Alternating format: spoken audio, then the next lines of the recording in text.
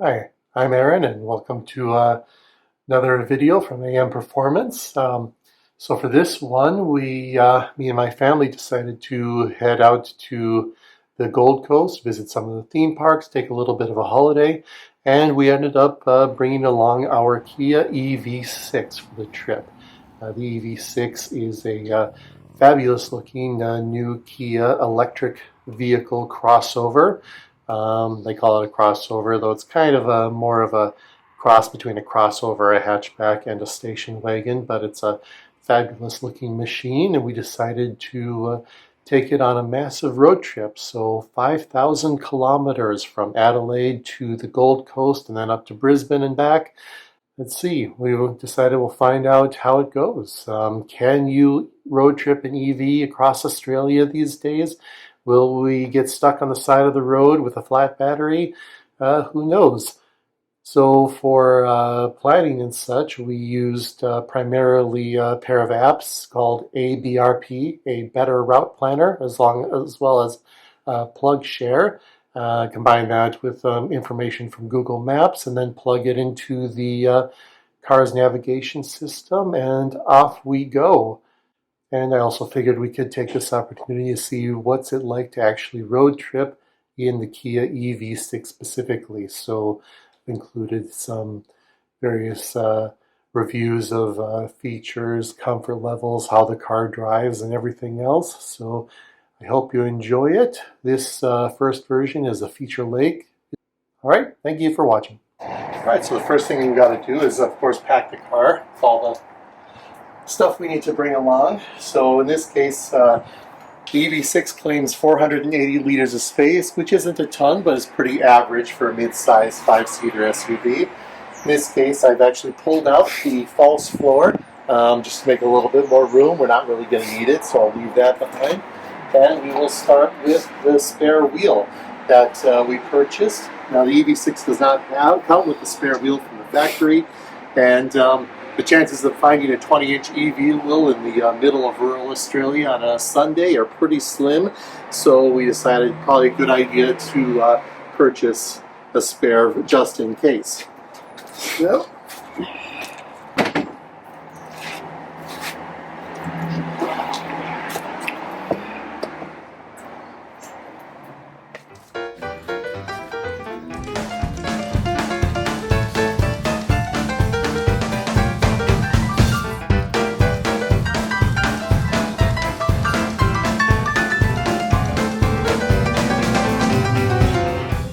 Plenty of space for a family of 4 on a week-long trip.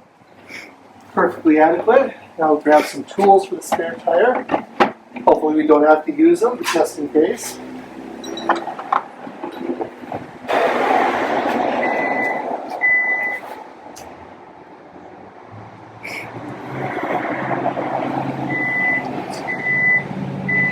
This will go in the outtakes.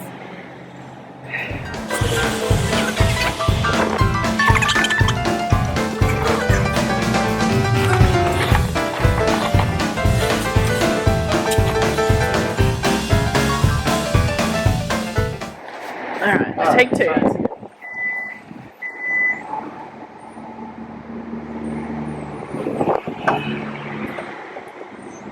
Yay! Alright. So yeah, everything fits perfectly adequate. Now I've just got some more small tools along with let's see, some lug nuts for the spare wheel.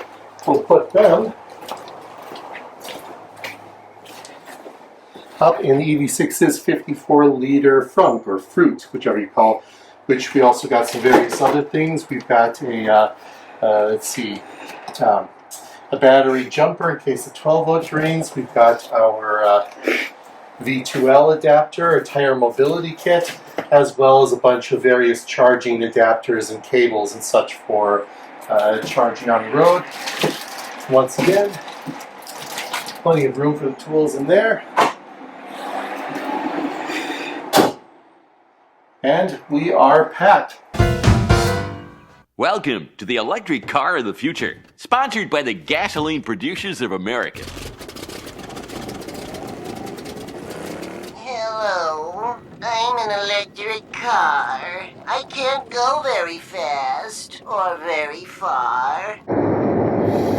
All right, we're on the road now. First stop is going to be Keith, South Australia, the jewel of rural South Australia.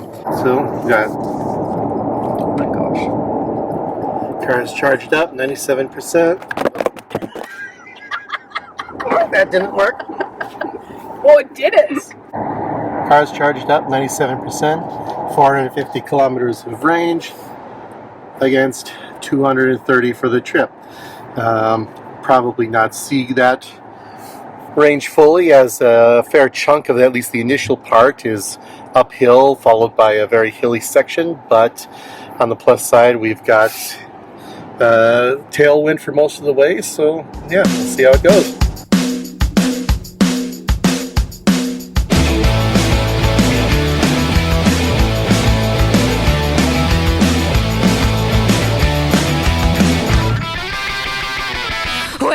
Come on, let's go, let's go, let's go. One clever feature, the EV6's factory navigation system, is that when you enter an average speed camera zone, it'll display your average speed over the course of the zone, along with how far you have left in order to get your speed down below the limit, so that you don't get tickets. Tell me that you'll never leave me.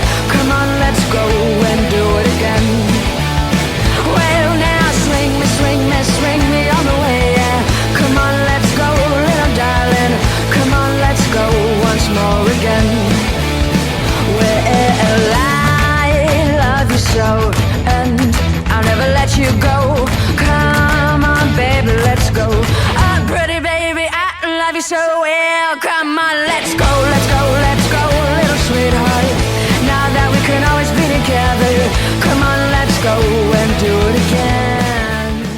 All right, we're pulling into our first charging stop in Keith, South Australia. All the chargers look to be working. No one's here, so hopefully things will go quickly.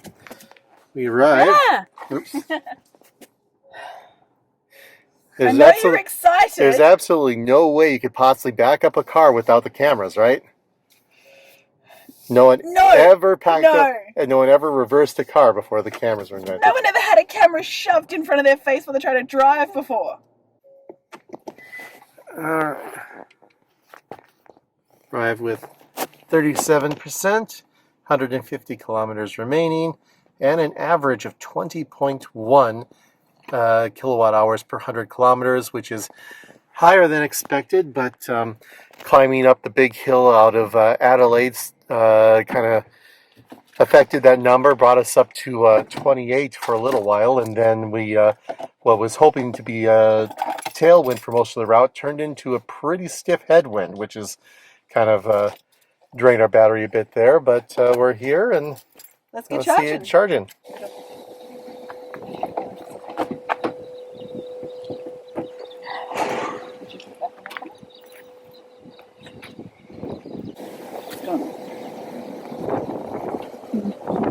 There we go.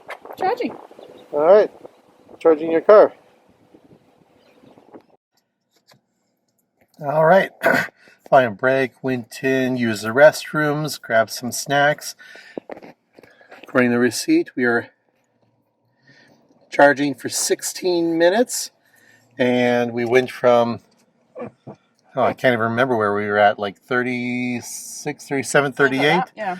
Now up to 81% with 365 kilometers of range expected. So yeah, it's not like the charging stop really cost us any time, because we weren't sitting around and waiting or anything. We just, literally went in, grabbed some stuff, and by the time we were done, it was all set to go.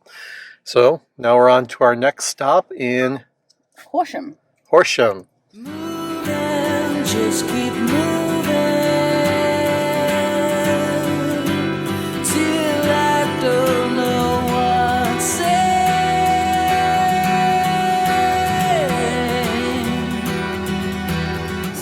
Around that corner.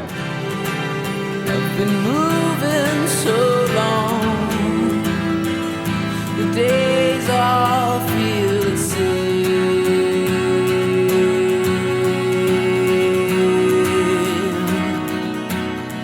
Alright, here we are in Horsham, 107 kilometers left, 29% battery, 21.3 kilowatt hours per 100. Alright, so learn a little bit of a lesson here. Without realizing it, plugged our car into the 50 kilowatt chargers. So things were running a little bit slowly, we noticed when we went to get dinner, but now figured out, now moved over to the 100 kilowatt ones, or 350 kilowatt ones, and things are moving a lot faster now. You can see we're running at about, well, almost 240 kilowatts, which is pretty good considering how cold it is. So yeah, should go much faster now. Alright, so it's now the second day of the trip. Got to our hotel in Shepparton really late last night. It's kind of an entertaining trip as, let's see, finished at the hotel with about 9% battery remaining. I think it was something like 30 so kilometers of range. Had an unexpected detour due to road construction that was kind of worrying us a little bit. Had to do a little bit of battery saving action, turn off the heater, which was fun when it's, you know, running between 9 and 10 degrees out. We better find a motel and stop for the night. We don't need to do that much. I'm not tired. I'm not tired at all. Whew, glad that wasn't us. But we got there all right. The place, they let us plug in the car to charge it up a little bit overnight via the level 1 charger. Went from about 9% up to 26% in it was probably about 7 hours of charging, which is all right. And now we're in town, gonna get some breakfast, charging on a local 50 kilowatt, which yeah, should get us just enough range to move on to our next destination.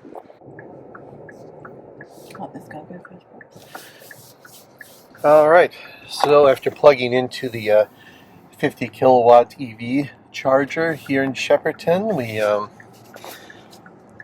let's see, walked around to a local cafe for breakfast, for a nice sit-down breakfast.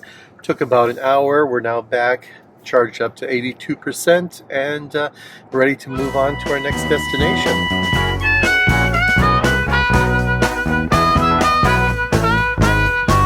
She complicated, left me a mule to ride. She complicated, left me a mule to ride. Yeah, take that, Yeah, my baby complicated, left me a mule to ride.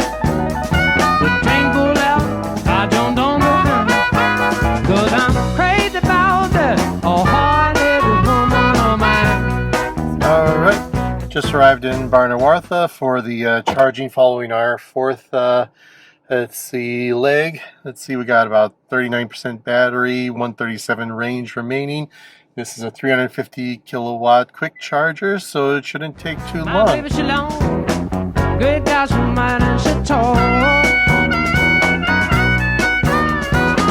Well, my baby, she long, great guys from mine and she tall. My baby, she long, and she tall. I sleep with her head in the kitchen, great big feet in the hall. But I'm crazy about that, a hard-loving woman of mine.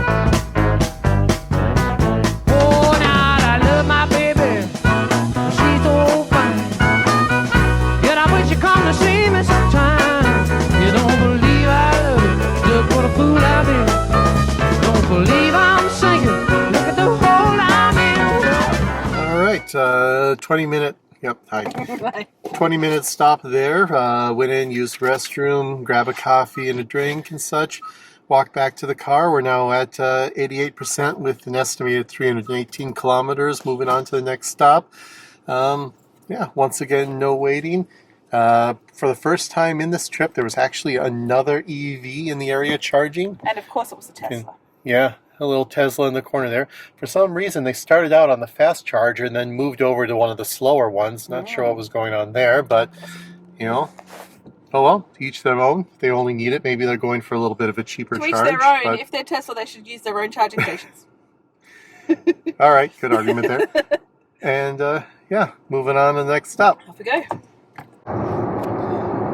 One thing I felt like I should probably bring up at that last charging stop was the fact that Tesla we showed out arrived on the site before us and was still charging as we were leaving. Now, it could be that the Tesla driver was just spending more time in the shop. Maybe they were getting food or something else. It could also be a result of one of the EV6's better capabilities, the 800-volt battery architecture, which allows for much faster charging than a lot of EVs. So, like I said, we were able to get near full in about 20 minutes, and other people might still have to wait a little bit longer.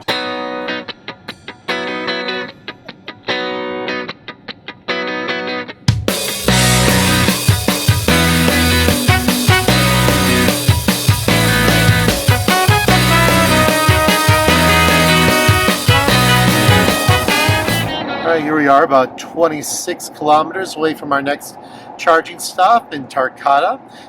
It's EV station, I believe a 50 kilowatt one, but neat little features when you enter in your charging stops into the navigation system. The car will, as you might be able to see down there, probably a little difficult, the little red coil in the battery indicator there suggests that the car has now entered its battery preconditioning mode, where it warms up the battery, gets it up to its optimal temperature for charging, so that as soon as you plug the car in, it can jump up to its max charging speed and get you out of there that much sooner. So it does reduce your efficiency a little while because it takes some energy in order to get the battery up to temperature, but it means your charging occurs faster and you can get out of there faster.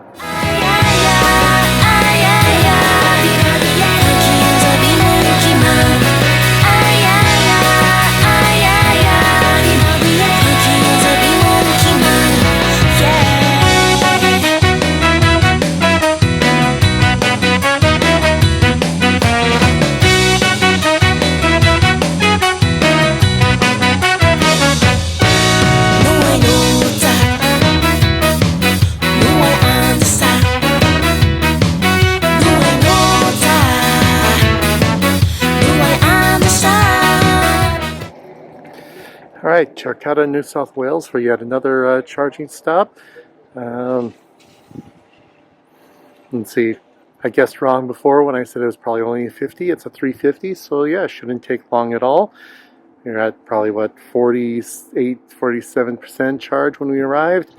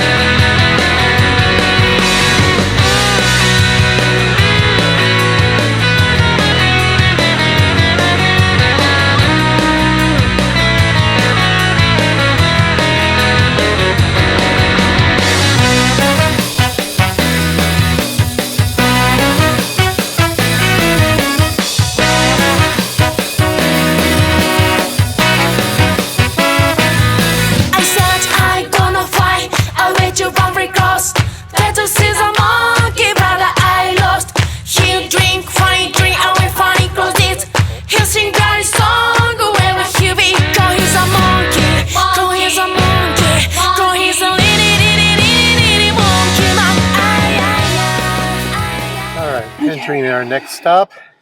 Let's find. All charged. Got some meal in the bathroom, up to 93% with 331 left. Okay. Charge Fox Goulburn. It should be. Well, it's probably that one. With today's modern cars, you can't get lost. What with all the silicon chips and such.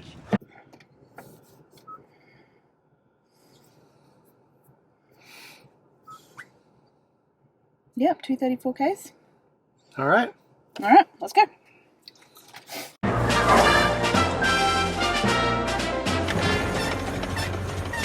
Let us never speak of the shortcut again. Alright, so one thing I kind of really appreciate about the EV6 and the way its systems work is the way it handles the blind spot monitoring system. So we're going to come up and pass this truck here in a moment. And unlike some other apparently tech-heavy EVs, notice that when we're passing a vehicle, when it's in your blind spot, we've got light that comes on the mirror there. Oh, it went past so fast. Well, just trust us. It's there. Show the image, as well as it also displays a warning on your driver display down here, as well as on the HUD. And what's more, we've also got, when you put on your turn signal, it actually shows a display on your instrument panel here, showing the camera view of your blind spot. It's just one more chance to catch yourself before you make a mistake, try to swerve into somebody. No, Tesla has a similar feature, but it actually displays that image down here on the center screen. So you have to be looking down and away from your mirrors in the road in order to utilize it, whereas this is much closer to your natural line of sight. It's far more effective and useful. You can see right now we've got the red light on in the mirror there, along with warning on the dash here. Both are very excellent integrations of the system. One thing I don't quite appreciate it of as much is the car's got an automatic wipers, and this is not a this is an issue that's shared with a lot of vehicles, not just EVs, but almost every vehicle I've ever driven with automatic windshield wipers. It's just a little bit too aggressive. Looking through the windshield now, you can see we've just got the tiniest little bit of mist on the windscreen now, not enough to really block vision, but yet it still decides to automatically wipe the windshield anyway. Doesn't really need it. However, one feature that gets complained about a lot online is that the EV6 and some of its EGMP twins do not have a rear wiper on it at all. And I've found that it's not really necessary. Let's see. If I look back now, my rear vision is perfectly clear, whereas if I had been driving, say, my Skoda station wagon in rainy conditions like this, there would be a constant spray circling back up onto the rear window, causing it to get kind of wet and messy, and you wouldn't be able to see anything out of it, needing that wiper. But because of the aerodynamics of the EV6, that spray doesn't end up getting on the window at all. So yeah, I can see perfectly fine now without it. It's a little bit different when you're moving slowly, then there is no wind to kind of brush it off, but on highway speeds it's not an issue at all. The last little thing I noticed, this was late last night when we were driving to our destination, it's also got automatic headlight dimming, and most of the time it works all right, but when you get a car way off into the distance, it can get a little bit confused, particularly if the car is bouncing on a bumpy road. The headlights pop up and down, which changes the brightness, and then the system will keep turning the bright lights on and off, which causes people to start flashing you back because they think you're flashing at them. And eventually I just turned that system off as well. It can also sometimes get a little bit confused between whether it's a reflector on the side of the road that it's seen or it's a vehicle off in the distance. So works pretty well on, say, a tighter road where the cars are much closer, but when you get a car that's way in distance, it can get a little bit confused. So could do a little bit better on that front, but once again, that's an issue that I've had with just about every car I've ever driven with that feature. So, but yeah, overall the systems I think work quite well, and appreciate having them. All right, so our next stop off at Gold Barn didn't go perfectly well. Honestly, it's probably the first time we've actually had any issues with charging on this trip. First off, there was a line. They had two 350 kilowatt chargers and a 50. One of the 350s was out of service, and there was people waiting on the other ones. So we had to wait probably about 10 minutes or so for one of them to open up. Then we plugged into the 350, started up just fine, ran up to 240 kilowatts, did that for about 5 minutes, and then the thing just shut off. So we reset it, tried again. This time it only went for a few minutes and then shut off again. So we've decided we have enough charge. We'll move on to the next station, see if we can get better results there, since there are a few other people waiting as well. So yeah, first time we've had an issue with it. Fortunately, it's not a we're stranded situation. We've got plenty to make it to a couple more sets of chargers. And yeah, hopefully this is the last issue we have. Alright, so following our issues at Goulburn with charging, we moved on to the next major 350 kilowatt spot. Fortunately, there was a bit of a line, a bit of a wait, probably about 15 minutes for a spot to open up, but now we're charging again, and this might even be enough to get us all the way to our destination for the night, which would be quite nice. Let's see, but one of the advantages of sitting in line and waiting is you get to talk with other EV owners about our experiences, kind of get a bit of a fraternity going here of, you know, people all kind of sharing in the learning, the early adopter stuff. So it's not all bad having to wait a little bit. Some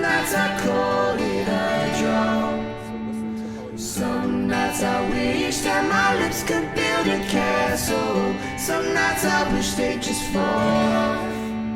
But I still wake up, I still see your ghost. Oh Lord, I'm still not sure what I stand for.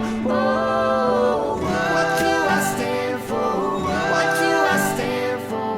Most nights I don't know. Don't worry, I've got an ace up my sleeve.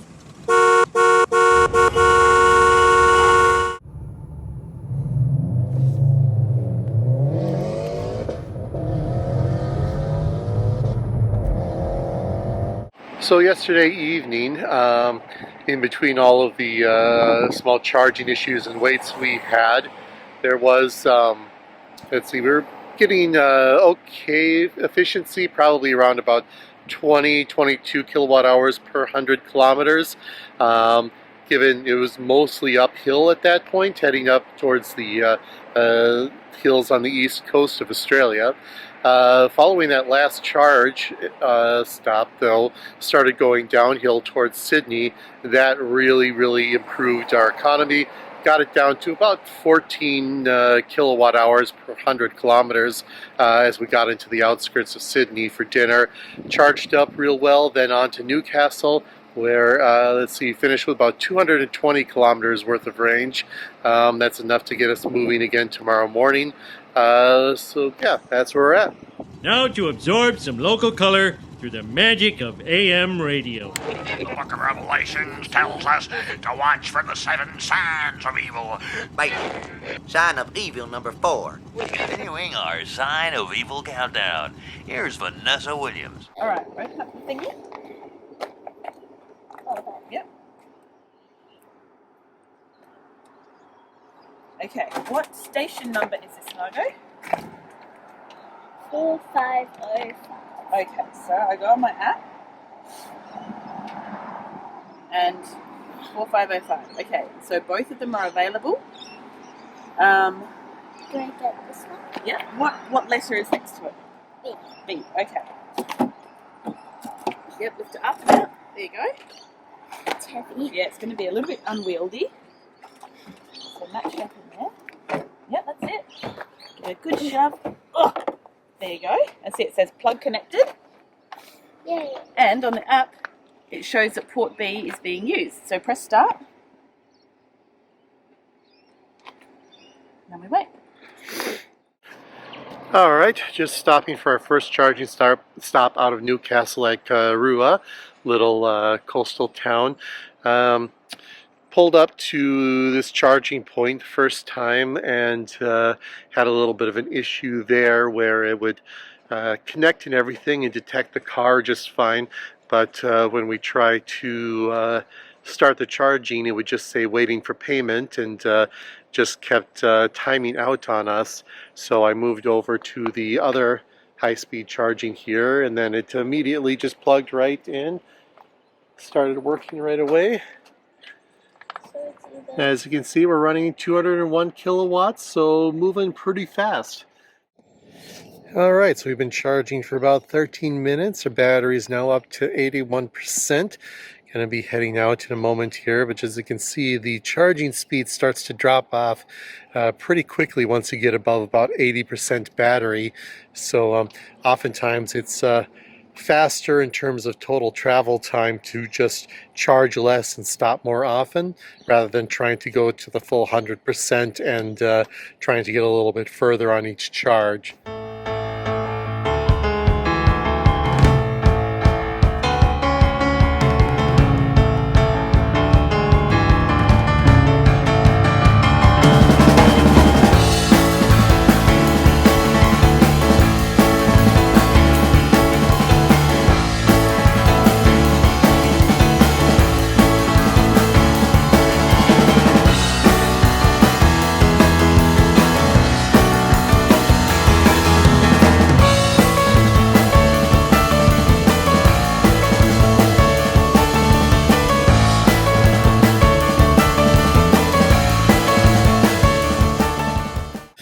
All right, arrived at Port Macquarie with about 38% battery left, 134 kilometers of range.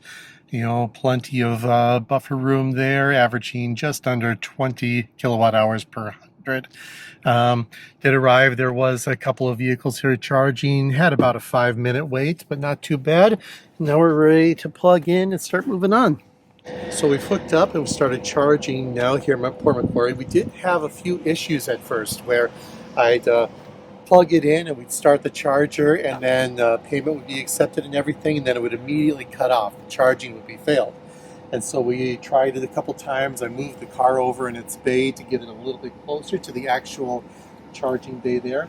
And what eventually I figured out, I tried it one more time, plugged it in and everything, and I could hear the clicking sound of the lock trying to work inside the plug in the car here, and it just wasn't connecting.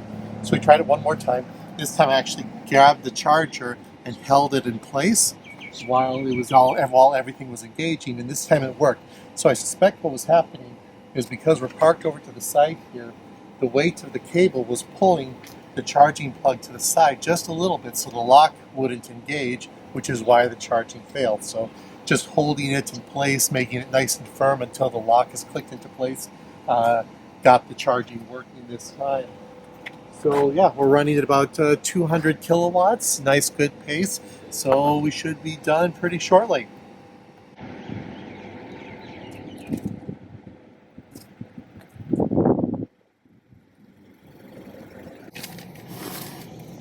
All right, once again pointing out some of the advantages of the 800 volt architecture in the EV6.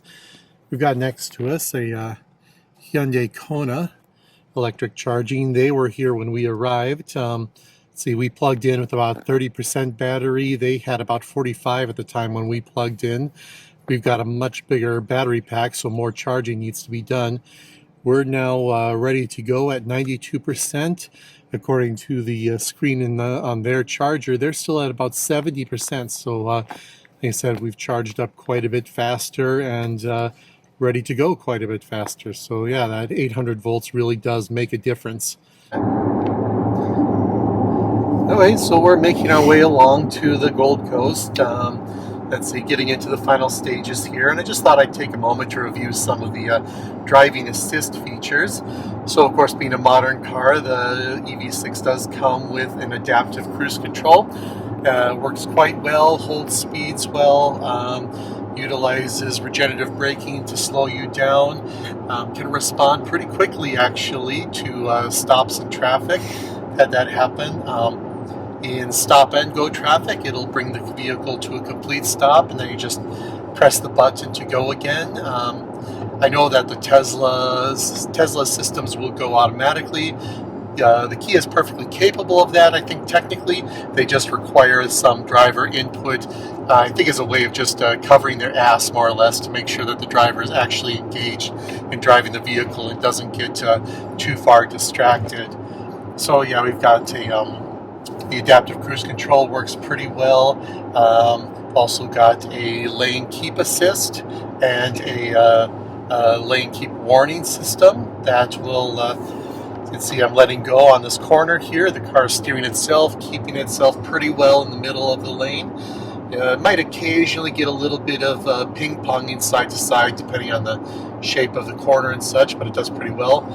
But now it's showing me a warning, keep hands on the steering wheel. Once again, I think that's just Kia doing its cover its ass thing to make sure that the driver is still present, even though technically it probably isn't required for the system to work. Let's see, so it works pretty well. Unfortunately, we do not get here in Australia, we don't get the HDA2 system, Highway Driving Assist 2 system that's used in the US and Europe and other countries. I'm not sure if it's a right-hand versus left-hand drive thing, or maybe it's just not optimized for Australian roads. But yeah, we have to do without some of the more advanced features. But it still works really well and keeps the makes road trip driving a little bit more, I should put it, a little bit more relaxed. There is one thing that the Kia does a little bit differently, and I think it's a good choice on their part from some of the other EV and other mainstream manufacturers. Most of the drive assists are controlled by actual buttons here on the steering wheel. None of this capacitive touch stuff that you can accidentally press and stuff, and also none of having to say go in and dig into sub-menus within the touchscreen while you're driving. So if you do, say, find yourself on a narrow country road with ill-defined lane markings and such, these auto steering systems can sometimes get a little bit confused and start fighting you a little bit. So that's not the place to be trying to dig in through a sub-menu to turn off the system. All you need to do is just press and hold the button for a second and the systems go off. Or you want to adjust your range between you and the car in front. Once again, just a simple button press, and you can make those adjustments, which is very, very helpful, particularly in tight circumstances. We had a detour earlier in the trip where we got led down a road that's barely wider than the car. It was almost like just a track, more or less. And yeah, I found that the system was kind of fighting me a little bit confused about where the edges of the road were. So being able to just press and hold the button to turn it off made things a lot smoother and a lot easier, versus in the middle of the night having to try to dig through the monitor to find a sub-menu to shut the system off. Just to add a little bit more to that thought about buttons controlling automatic features, I'd also commented earlier on how the automatic windshield wipers and the automatic high beams can get a little bit confused sometimes, be a little bit over aggressive. Once again, a nice feature here on the EV6 is that you can turn these systems off very easily via physical control right here on the stock, or over here for the windshield wipers. Once again, none of this having to dig through the touchscreen and the sub-menu in order to make these adjustments. It's something you can adjust on the fly without even having to take your hand off the steering wheel. So once again, I think it reinforces the importance of physical controls for a good driver interface with a vehicle. So go on, just walk away. Go on, your choice is made. Go on, and disappear. Go on, away from here. Yeah, I was wrong when I said it was true, that it couldn't be me and be her in between without you. All right, just arrived at Tyndale, 30% battery, 107 kilometers. You may see a bit of a pattern in the way we plan things to run to a next stop at about this point. So yeah, the last charging stop before we're in the Gold Coast area. So we'll see how that goes. Relatively small issue with charging at this location because the internet signal is pretty poor out here for our phones, and the apps don't really work that well. It took a bit I had to create a hotspot with my phone, which gets very slightly better reception, and 4 or 5 tries to finally get it to connect to get the charger starting. This might be one of the situations where having some of the RFID pass cards pre-made would have been useful, but we've got it working now, so head in, grab some lunch, and then move on.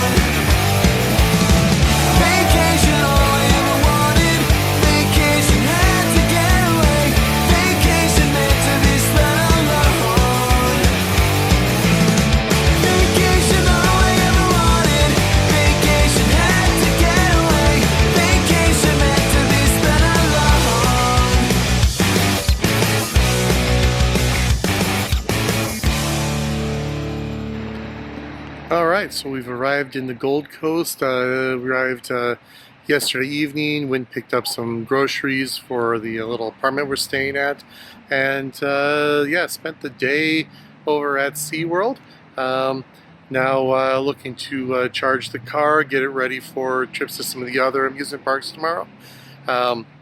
Let's see. Fortunately, once again, the reality of charging, particularly in urban areas, is that sometimes you might have to wait a little bit, but the guy in the BYD there, he's running about 90% battery now, so hopefully they will be back very shortly and we can get it charging and go.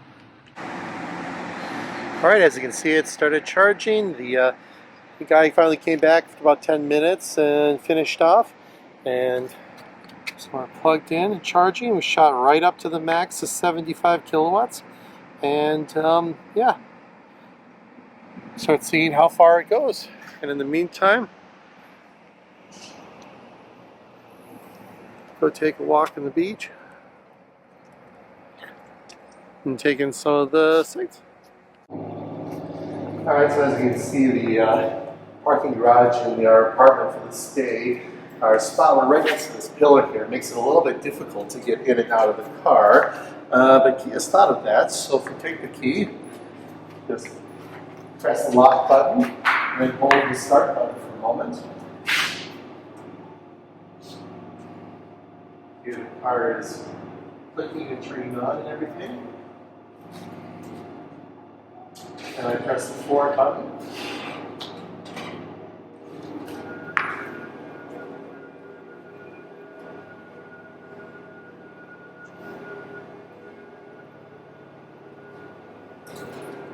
It drives itself out. Easy to get into. You can also press the back button to reverse the back.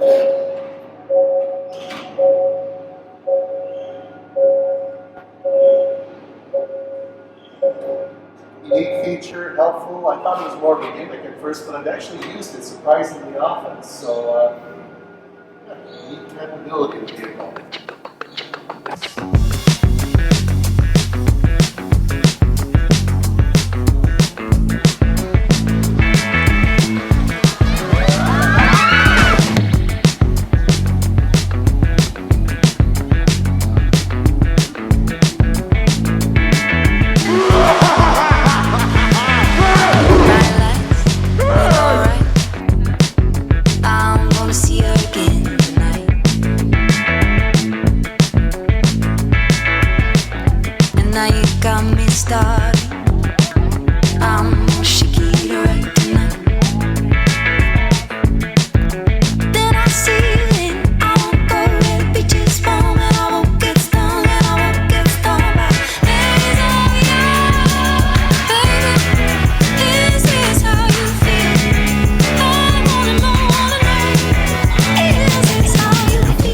How was it, Bugger? Did you have fun though? Yeah, define fun.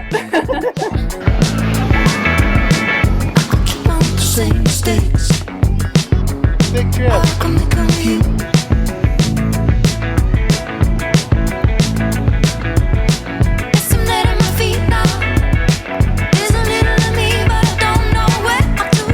Oh, this looks like fun. A bench. Is it real for you like it's real for me? I've been walking, it's about it, just looking at you, baby. Is this how you feel? I wanna know. Is this how you feel?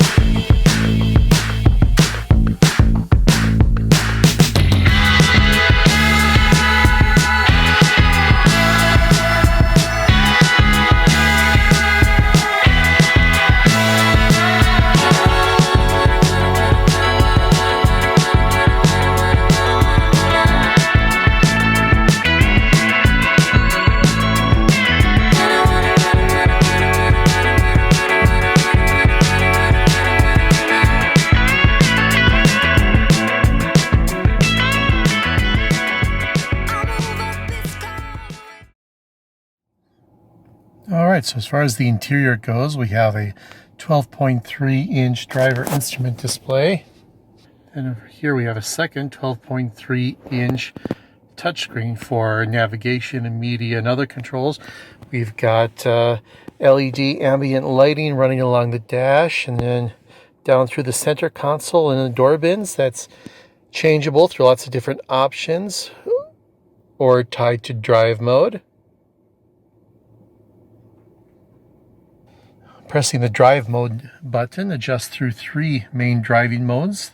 You can see how the instrument panel here changes its theme based on which one you choose. So we have Eco, which mostly dulls the throttle response, trying to encourage you to use less energy. It also adjusts the way the adaptive cruise control operates, and changes the AC and HVAC settings to save power, through to normal, then to sport, which kind of revs up the throttle response a little bit, and as it also alters the stability and traction control settings. And then there's also a snow mode, which adjusts the traction control settings for low traction environments. Also reduces engine braking to prevent the wheels from locking up. But now, when you're getting into a tight car park, so you can see here we've got a pillar on one side and a car on the other. All right, I'll turn over to the side, put it in reverse with this. And then we've got a bunch of different camera options. So we've got a standard reversing camera with lines that adjust. We've got the overhead view with lines that show where your tires are going to go.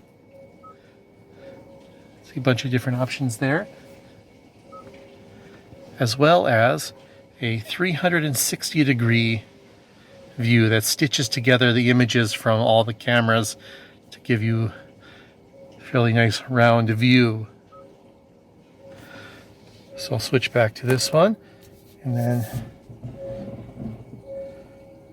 reverse in my car park.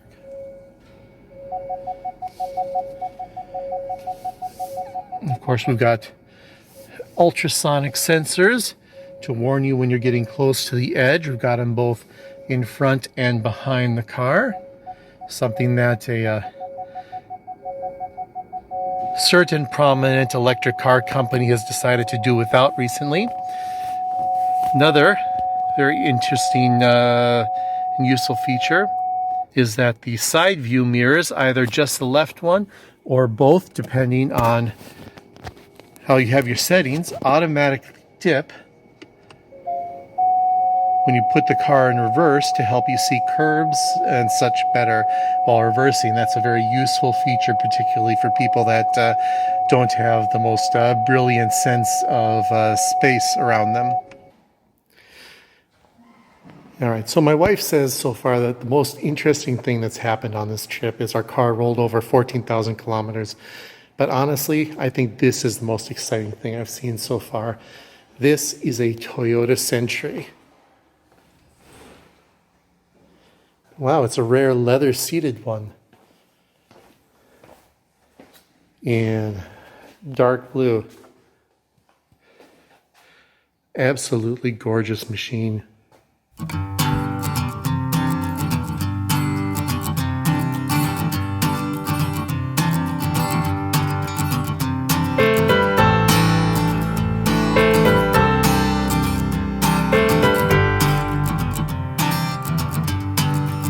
Hold on, just a moment. Stop. Wait. Happy years pass by. It's okay to cry. After all, in the end, just pretend.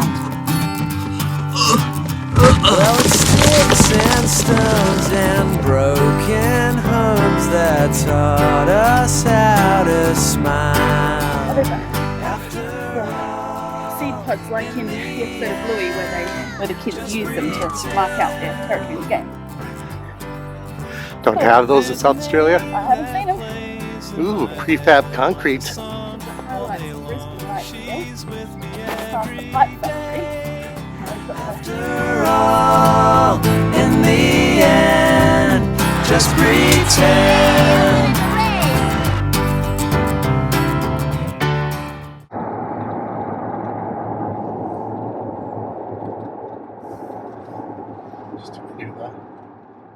Error. Cruise control, my man. Bart? Cruise control, my good man. All right, holiday is finished. We are leaving the Gold Coast now. Let's see, started out the morning with a quick run up to Brisbane to do the Zilmere Park Run, which is special because it starts with a Z for some reason. So yeah, a little bit of a run up there, then back to the Gold Coast to check out of the hotel and charge up the car for our next leg. Unfortunately, we our usual charging point, we had a Tesla that was already in place using it. You know, despite having their own chargers that they're all so proud of. But anyway, there's also a Mercedes EV waiting in line there, and nowhere in the car park to stop and wait. So we moved on to another charger, 50 kilowatt EV. So at a local higher end shopping center. So went in, had a very nice breakfast while the car charged, and we're now at 91%, ready for 350 kilometers of range on a roughly 200 kilometer leg to our next stop.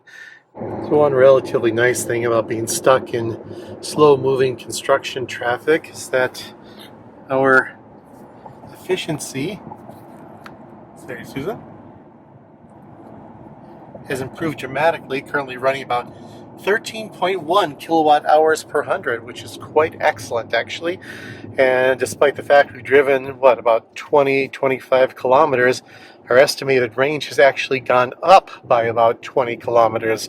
Of course, that's not going to last. Once the traffic thins out and we're able to drive faster, that number is going to start to go down quite rapidly.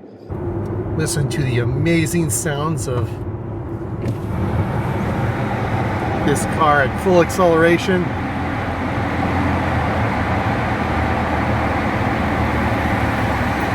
You can hear it. Okay, that was fine. all right, that wasn't us. Not sure if the microphone picked it up. That was that Lamborghini about a couple hundred meters ahead of us. He ruined the shot. We have to go back around. Let's try this again. Listen to that baby roar. Listen to it roar. Amazing. Just gonna need a hearing aid after that. I know. So I might take this time to comment on a few things on the interior of the car. So up here we've got a pair of 12.3 inch touchscreens. Or sorry, I should say, up here we have a pair of 12.3 inch screens. The left one here is a touch screen. We've got a fairly decent navigation system. I believe it's TomTom based. Works pretty well. It's worked pretty well for us so far. Gotten us everywhere we needed to go.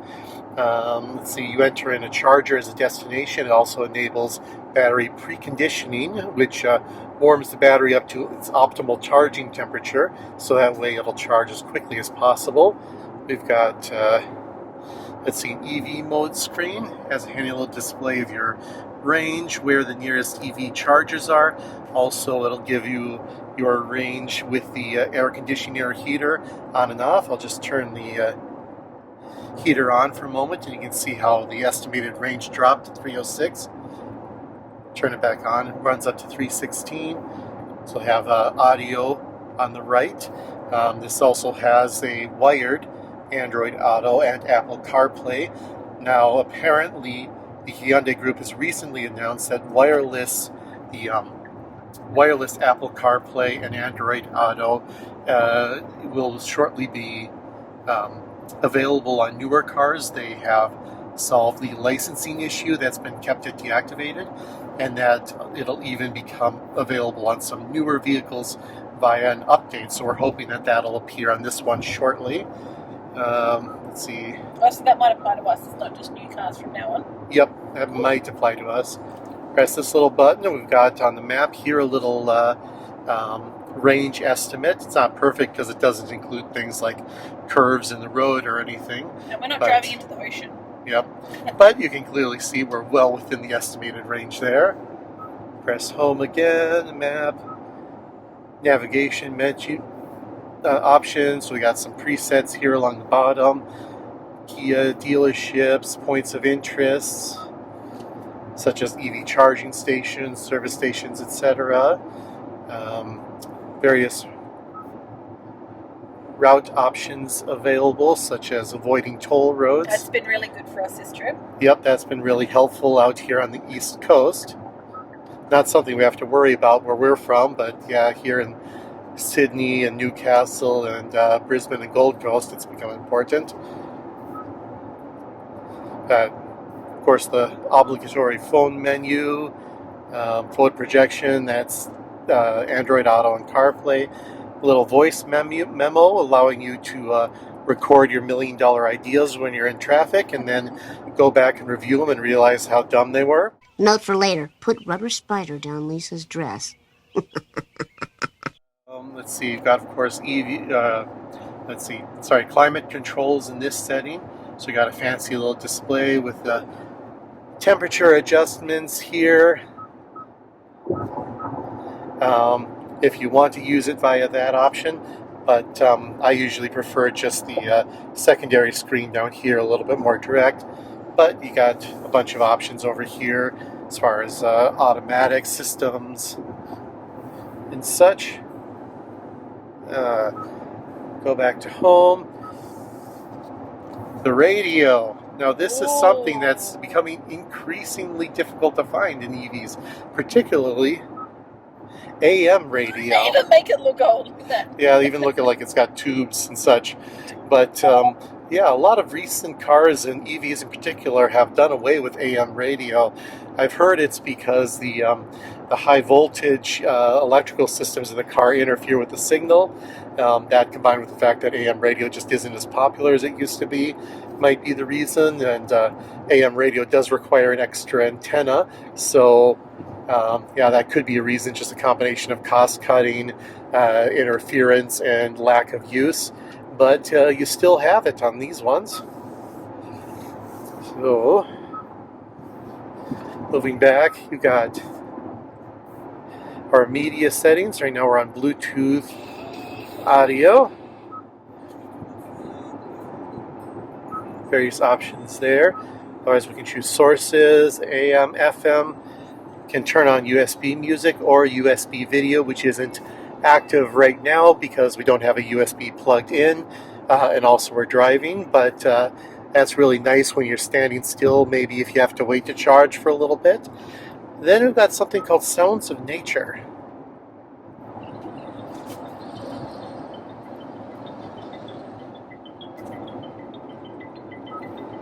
You have various options in there.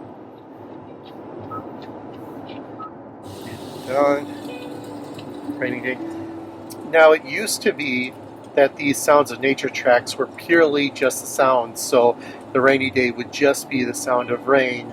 However, via a recent update, they kind of added this sort of new agey light music to the background. Apparently, Hyundai Group wanted to highlight the work of a particular Korean artist, composer.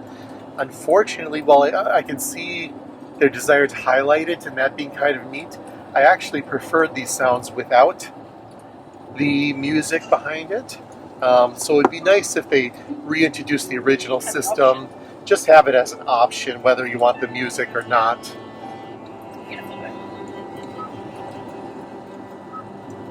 Yeah, pretty beautiful. So we'll move it back to my phone once I'm done recording. Then we have quiet mode. This is a useful feature in that, say you've got a couple of kids in the back seat that are trying to sleep. What it does is it limits the volume of the stereo system, as well as reverting all the sound to just coming out the front speakers, making it a little bit easier for people in the back seat to sleep. And of course we got information and various settings, most of which you can't access right now because we are in motion, but pretty clear stuff. Things like color selections, various settings, themes. Let's see, one useful one here in, let's see if I remember where it is now.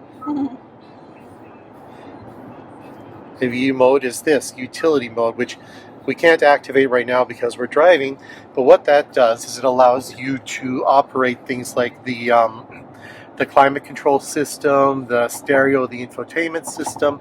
It operates it off the large traction battery rather than the little 12-volt battery to keep it from being drained. So if, say, you were maybe car camping overnight in the cold weather, you could actually use your big traction battery to power the heater to stay comfortable all night using utility mode. Or if perhaps you've got a teenage child who you want to leave in the car, someone that's obviously old enough to be left alone and responsible for themselves. You could, don't know if you saw that. That was a Nissan Z, one of the new ones. I think it's the first one I've actually seen in the flesh so far. So a little bit of a diversion there, but back to utility mode. So yeah, if you've got say a teenage child who wants to remain sitting in the car while you go into the shops, so that way they don't have to interact with other human beings, you can turn on utility mode and leave the air conditioner on for them so that they don't get too hot and bothered. Let's see, there are other things such as setting a charging limit for the various types of chargers. So you can say turn the AC down to 80% here to preserve the life of the battery. Cuts it off early. You can also adjust, let's see, the current of, say, the AC charger, so that way you don't overload a circuit if you're plugged into a circuit that has limited capacity. Some battery conditioning options, basically on or off there. So yeah, we've got a fair number of options, as well as options regarding how the various, say, driving assist functions, such as whether or not it'll automatically brake for you or just give you a warning or give you nothing at all. So if you want to be entirely in charge of not crashing yourself, you can of course turn these systems all off if you want, if you say hate the beeping and such, etc. So yeah, it's nice to have those capabilities. All right. Moving on to some other options up here.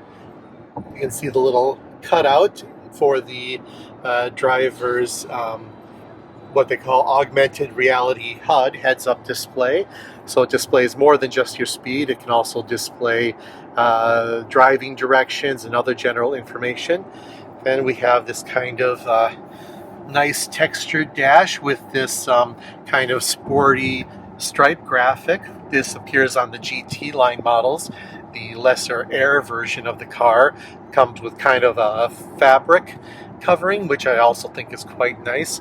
And then the design is of course mimicked on the center console here. Then we've got a pair of cup holders that work good for kind of typical coffee cups. Little general storage area on the back. We've got a wireless phone charger right here in the middle. It's easy to access. It also holds your phone really, really well. It doesn't kind of slide around or bump around and such. It does get hot. It can get hot, but it's not, from what I've read and such, it's not nearly as bad as some that are in, say, an enclosed compartment. You've got a lot more airflow in this one. So while your phone does get warm, it's actually pretty decent compared to some other wireless chargers out there.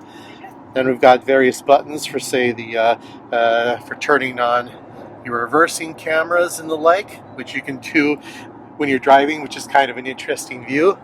Turn that off so it doesn't distract Susan too much. Let's see, go back to the map there. Got auto hold functions, and then of course we've got the automatic parking functions, which show you a little video of that later in the trip. It works okay.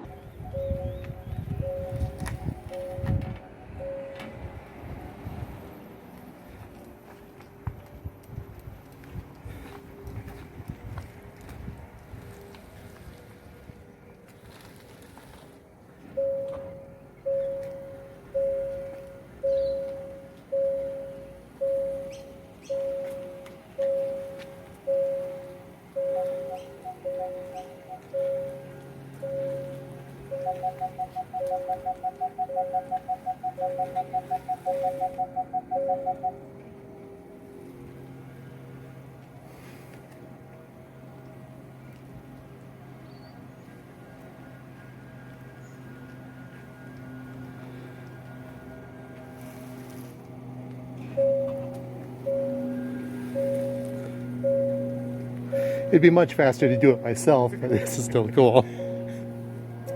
Why do it yourself in the cockpit? Yeah. That's pretty cool.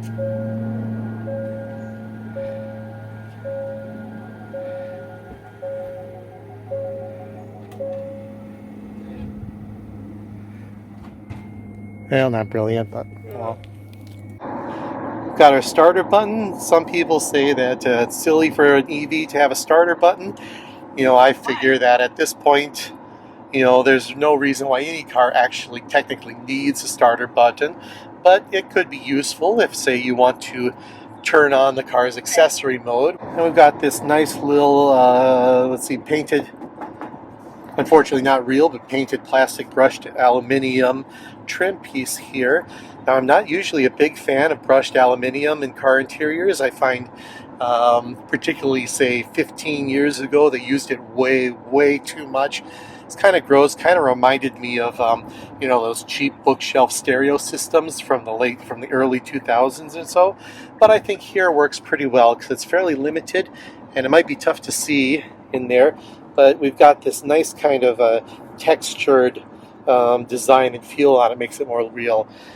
Then at the front here, we've got some actual buttons for the ventilated seats, which are extremely nice in the summertime here, particularly here in Australia. These ventilated seats is probably the main reason why we decided to go for the GT line rather than the standard Air model. Then we've also got heated seats, which are a big fan of which Susan is a huge fan. I'm not that concerned about it, and a heated steering wheel as well. The steering wheel is really nice. Heated steering wheel. Susan likes this heated steering wheel. I don't really care for it, but it would be nice if you're in a really cold climate, being able to turn it on before you get in the car and have a nice toasty steering wheel. Now this is a unique feature of Kia, and they've got this little capacitive display touch panel here. That, so you can see, it's clearly set for adjusting the HVAC system. So we've got temperature adjustment knobs, which are nice, really easy to use compared to some of the touchscreen only systems that exist out there. It's very clear, easy. You can adjust it without even having to take your eyes off the road. And we've got your defrost and various climate settings and auto climate, and then temperature, button to turn the heater on and off, which is nice particularly if you have to save energy, AC, and various other modes.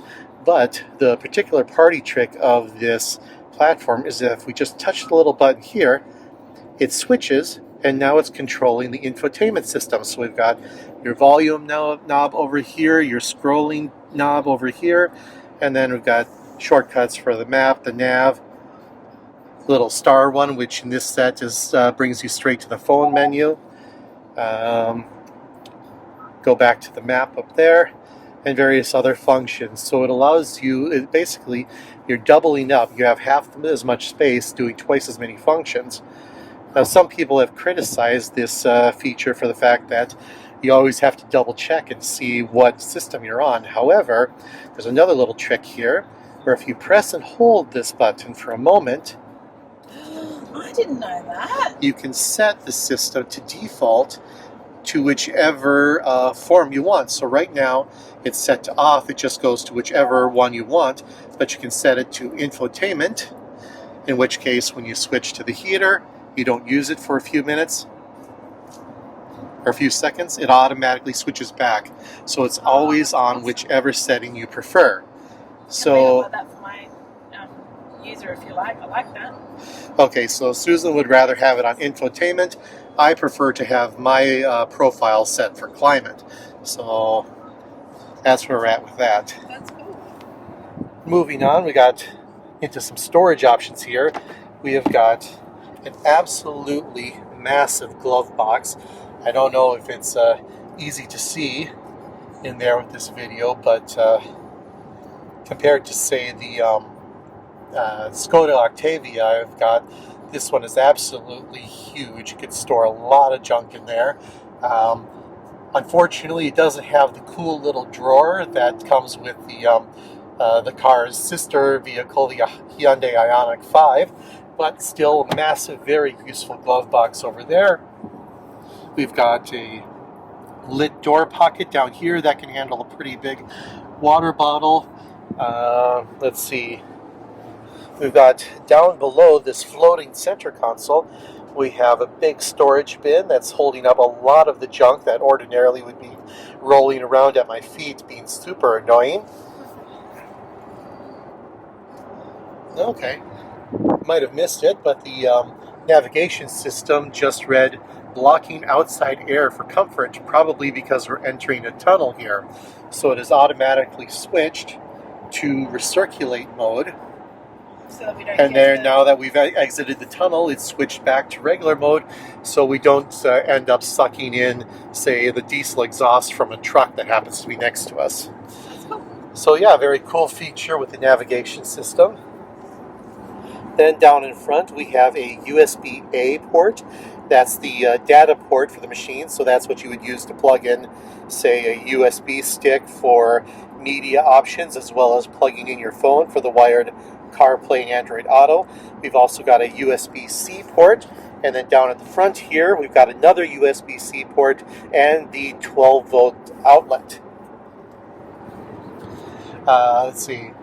Moving up above, we have a small overhead console with a couple of touch map lights, as well as your regular sun visors with a very big vanity mirror. And this is particularly something that Susan thinks is very neat. We have your vanity light with a little switch on it, but if you close your sun visor, it automatically turns off the switch, so it doesn't have that. Automatically turn it off. The action of closing it presses the switch. Yep, the sun visor actually presses the switch to turn it off. So that's something that Susan thought was kind of neat about it. This is an added feature, just to make sure that. Yes, this is aftermarket. This is our garage door opener, which I've stuck on there with a little bit of 3M double-sided tape in order to keep it out of the way and everything, and nice and handy for when we arrive. All right, what else have we got? Down here below, I don't know if you can see each one of my big, we've got this kind of brushed aluminum accent speaker cover. This is for the upgraded Meridian surround speaker system. I think that's 14 speakers total in this system. So we've got a center speaker up front, speakers in the corner of the windscreen. We've got one little one on the door. Then we've got the bigger one down here in the door with this really kind of interesting pattern cut into the speaker grill.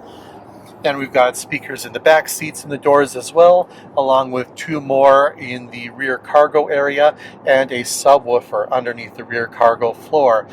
The Meridian system in these has received some mixed reviews. Let's see, some people say it takes quite a lot of fiddling to find a good noise, but we are not exactly audiophiles, so it's perfectly adequate for us. A little bit of traffic slowing down suddenly there. So yeah, we find the Meridian system to be just fine, but we also don't consider ourselves audiophiles, so your mileage may vary on that. And that's, some basic functions for the time being. Another nice thing about this GT Long rear-wheel drive, as you can see, it doesn't have a glass roof, which some people probably think is a bit of a missing opportunity. But, I've had another car, my old car, a Skoda Octavia, had the glass panoramic roof, and I found that we spend 99% of our time with it closed and shaded anyway, so it really isn't, we haven't missed it at all, the glass roof. Yeah, it would make things a little bit brighter and lighter in here, but in the summertime it would also make things a lot hotter and warmer and more uncomfortable. So the standard steel roof we think is a better option. It's better insulated from the elements, it's cheaper, it's lighter, and it's quieter. So yeah, we'll take that. So also means we have quite a bit more headroom, particularly in the front here. All right, so we did have that same issue with connection data availability, but switching my phone on a different network to a hotspot, we were able to get it to connect and work this time. And then we had, once again, the issue with it not locking, probably because you can see how far we had to stretch the cable to get it to our charge point. But if I hold it in place until it locks. There we go, just heard it lock. Starts up again, just please wait, please wait. This is making for absolutely riveting YouTube content. Whoever's directing this is a master of suspense. Ah, there we go. All right. So yeah, just a little tip that if you're having an issue where you start charging and it immediately shuts back off again, it could be because the cable is stretched, it's not locking properly. So just hold the charger in place until it locks, and then hopefully that'll get you going again. I'm Ron Burgundy. You stay classy, San Diego. Charged up to 99%, about 400 Ks of range, just short of that. So yeah, we should be set for quite a while.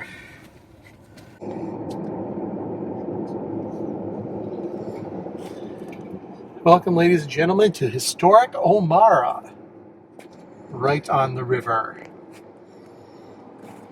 Which river, Dad? I don't know. Stupid river, ugly face. But look, they have pizza and coffee here. Hot damn, let's stay. Oh, O'Mara, I get it now. What were you saying? O'Mara. O'Mara, like an Irish name. Okay, thanks.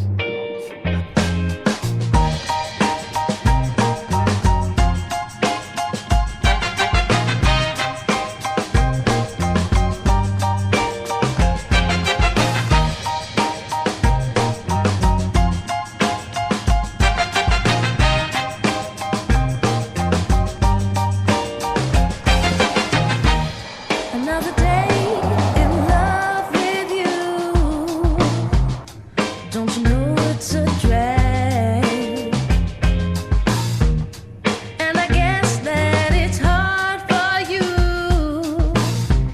to give up all that you had. Don't you know it's still there? All right, here we are heading between Tyndale and Armadale for our next charging stop. Nice little country road through the hills up here. Quite rough, a bit of a test. Whoa! Far out! Is everyone okay? Oh boy. Bit of a crest there. Bit of. We almost lost our lunch there. Kind of surprised everyone, but We got it on camera, and that's the important thing. But yeah, kind of a rough, patchy country road and such. Real good test of the car's suspension, and it's it planted this on the road, and it's been doing extremely well. While you feel the bumps and the body definitely moves around, it's not. It doesn't feel like it's out of control. It doesn't feel like it's bouncing and skipping over the bumps like a vehicle can if it's over suspended or under damped, which has been doing really well. And yeah, remains planted and grippy, and you don't have to fear too much that you're going to lose control when you hit a bump or something. So yeah, it's doing astoundingly well. We're keeping up with these motorcycle guys here without too much trouble. So yeah, the car has been performing admirably. It's one of the advantages of the EV6's Australian tuned suspension, which is a bit of a testament to Kia's willingness to invest in a small market that, for only 500 cars in the first year, they bothered to bring cars over, test them and adjust the suspension in order to make it work with Australian roads. Alright, so it wasn't in our plan to be driving on a road this curvy and hilly, but you know, it's incredibly scenic and kind of fun and a good place to test out suspension and steering. Like I said, the suspension setup, the Australian specific one, is proven to be quite adept at these sort of roads. But I also didn't mention about is the steering, which on this rear-wheel drive GT line model, it's not the most communicative ever, but it's direct and it's precise. And let's see, one thing about it is that the lane assist, the assist functions like lane assist and steering assist, you can turn off by just pressing and holding this button on the steering wheel. And a road like this really displays how important it is to have functions like this, to have a dedicated button for turning them on and off, because it meant I didn't have to fiddle around with a menu or a sub-menu with a touchscreen here. And having these systems off has really improved the clarity of what the steering is trying to tell me. I'm not fighting against the steering wheel as it's trying to figure out where I am in the road and in the lanes. So that's a really nice approach for this vehicle. I'd also like to point out that climbing these hills, these roads have really let's see, taken a hatchet to our fuel economy, currently running, or I suppose our energy economy, running currently about 24.1 kilowatt hours per 100. This is pretty much the worst we've seen on this entire trip, but it's been pretty much uphill for the about the last 70, 80 kilometers. So, but what goes up must come down. Yeah, hopefully we'll gain some of that back when we have to come back down again. But still, it's an absolutely gorgeous road, and you know, I understand why all those motorcycles were heading up this way. So.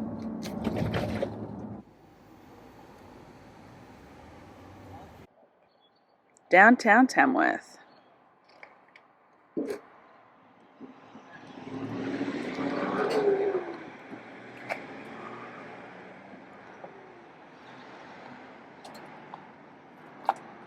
So I made it to downtown Tamworth last night.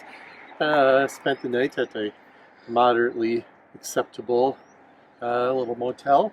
Yeah, now we're charging up for our next leg. We came to the free NRMA charger here on the edge of town. It's a fairly slow, only a 40 kilowatt charger, but within easy walking distance of several cafes and kind of the main street downtown, so at least there's stuff to do. Let's see, last night charged up at another NRMA over in Armadale while we had dinner. 50 kilowatts, about half an hour, gave us plenty of range to get here. Also met our first other Kia EV6 owner, also on a road trip. So yeah, that's one of the fun things, get to meet people while waiting to charge. And yeah, looks like this one's all wrapped up. So not fast, but it's free and it's in a good, convenient spot.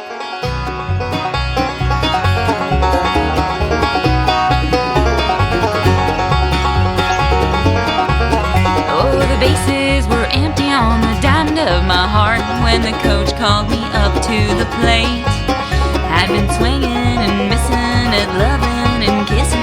My average was .008.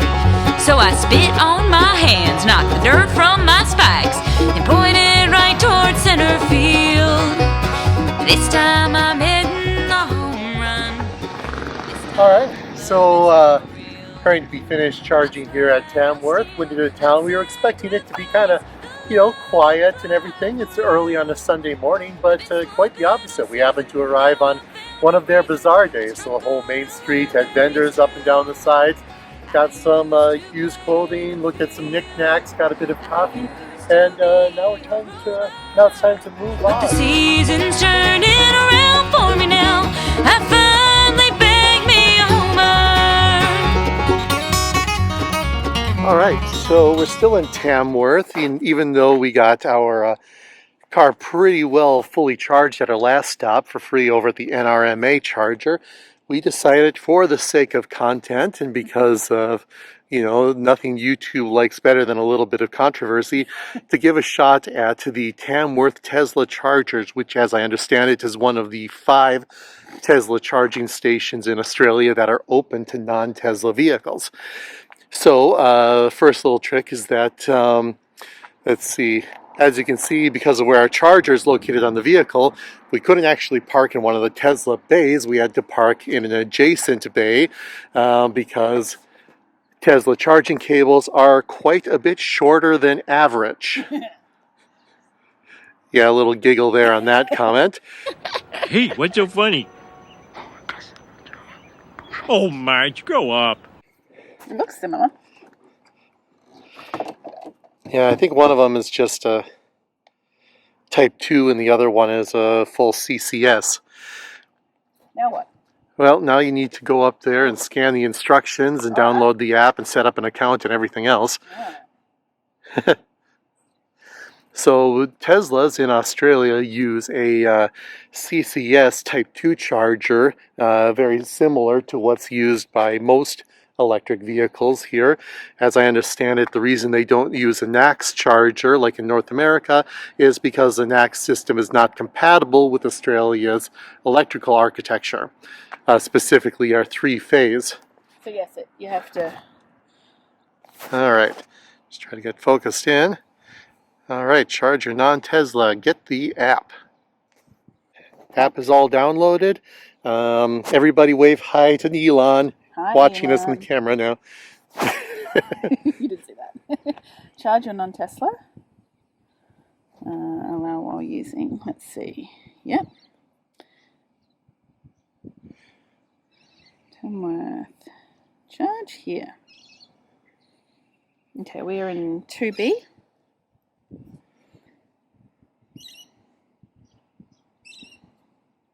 Oh. And payment method. Yeah. Have to add in our account information. Now, broadly, it will be nice when Tesla's network is more broadly available in Australia, just as a backup. But as of right now, it really isn't the best option for you if you have something else. The Tesla's networks, first off, it is the most expensive way to charge your EV here in Australia at roughly, I think last I checked, about 70 cents per kilowatt hour.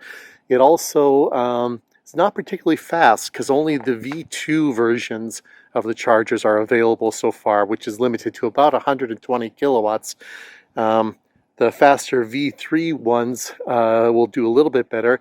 However, on our eGMP cars, that's the Kia EV6, the Hyundai Ioniq 5, and the Genesis GV60, because they run an 800-volt architecture, it's not technically compatible with the 400-volt system used by Tesla chargers, and as a result, the car has to step up the voltage using the electric motor, which causes significantly slower charging speeds.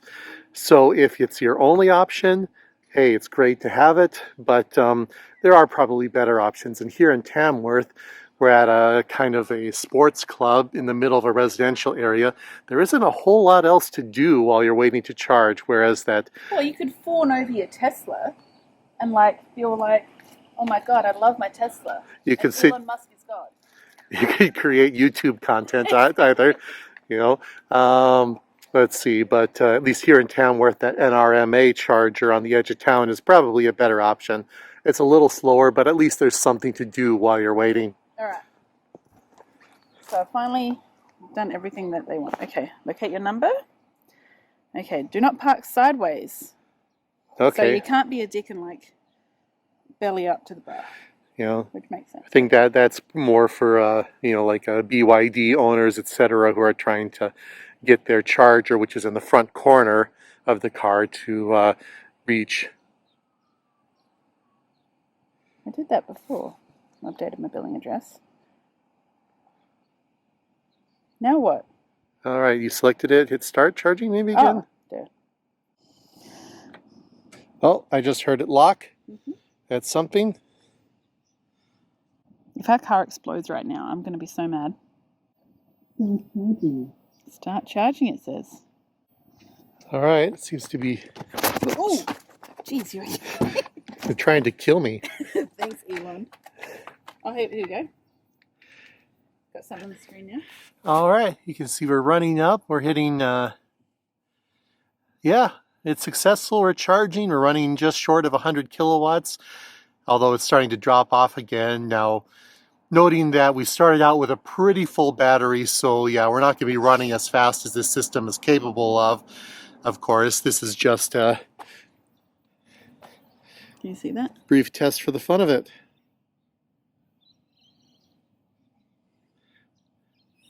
So, yeah. I like this screen actually. Like, as much as I hate to say it, this is clear and stuff. That's what it showed how much, so. All right. Cool. Should we stop now? So, yeah, it works.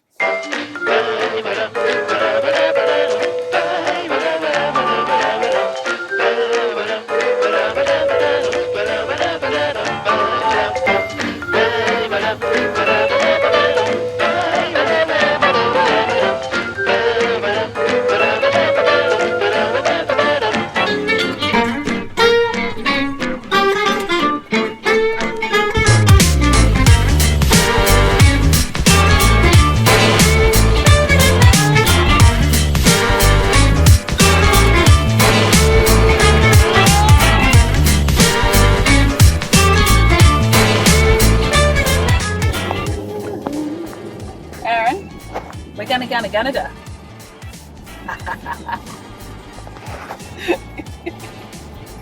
The best. You should be ashamed. I am not ashamed.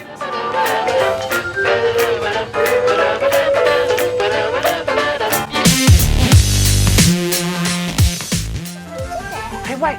They're turning off! They're turning off!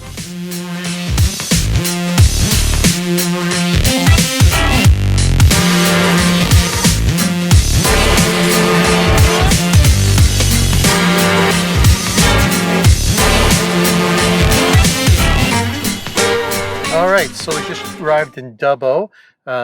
Let's see, gonna need to charge in order to make it to our next stop in Parks. But unfortunately, the NRMA charger here is in use by a BYD. So, but in the same car park are a bunch of Tesla chargers, and it looks like non-Tesla vehicles are allowed to charge here. So, we'll use this opportunity To properly charge with the Tesla. see if it's done again. Now, checking the prices, it is really expensive to charge here on these Tesla chargers.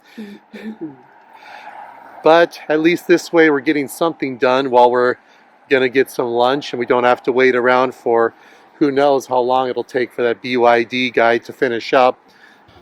All right, so it's going pretty slowly, only about just under 100 kilowatts, but that'll be enough. And actually, hopefully it won't charge too fast, as Elon Musk charges you extra if it finishes charging before you get back to the car. So You know what? even though no one else is here, I've heard but he's strapped for cash. Twitter's bleeding money, so you know he's got to make up the revenue somehow.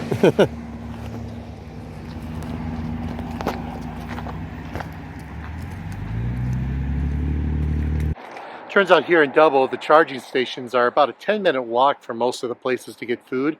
Took a little longer than we expected to walk over there. But while we were waiting for our order, we got an alert that there's been an error and our car had stopped charging.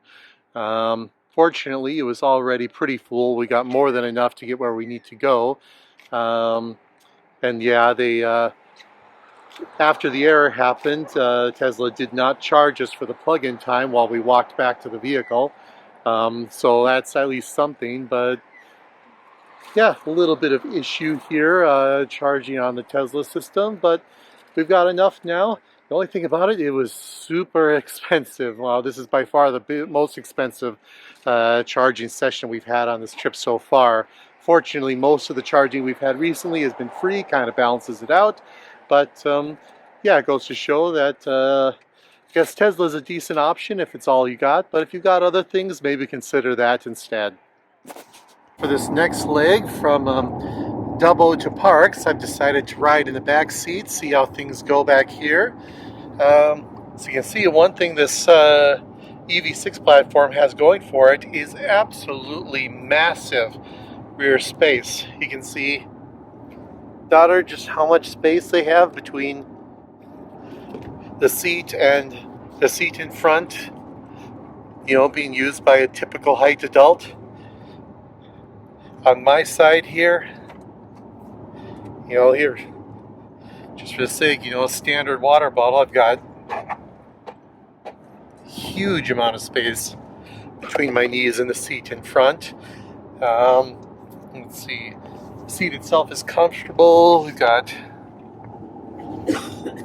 adjustable reclining in the back. We've got a nice little bottle storage area here lit up. Speakers on the door handle, another speaker down here. Got air vents in the B pillars. And we've got a USB-C port in the back of the seats rather than down here, which is useful. In the middle, we've got fold-down armrest with a couple more cup holders, good for bottles in there. And as Mario was showing you, yep, you can also slide it back and use it for a little storage cubby. Here. So about the only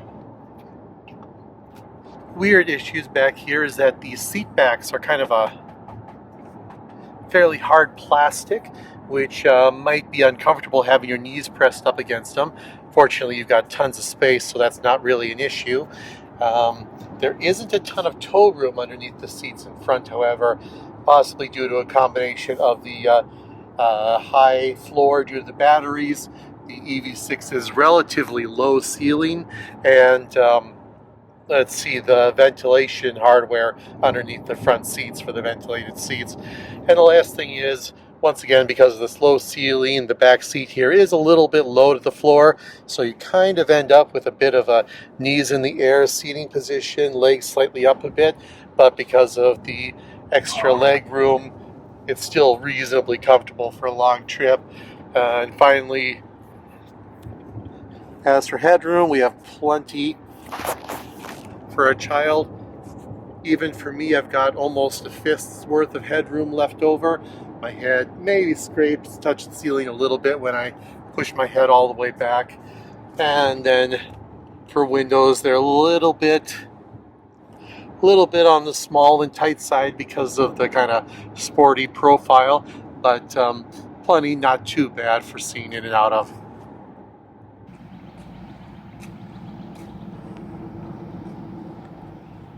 Glenn? Moon's still not high enough. If he could just wait a couple of minutes. How am I doing? You're doing fine. You're clear. Go lower, Mitch. I'm at 6003. Next stop's concrete. Move your left foot Offset to the right feed. Offset. Offset. Okay, that's good. Got it. And we're getting a picture on the TV.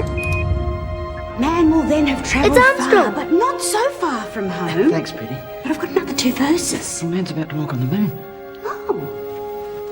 You had a good picture. I'll put him on a detail.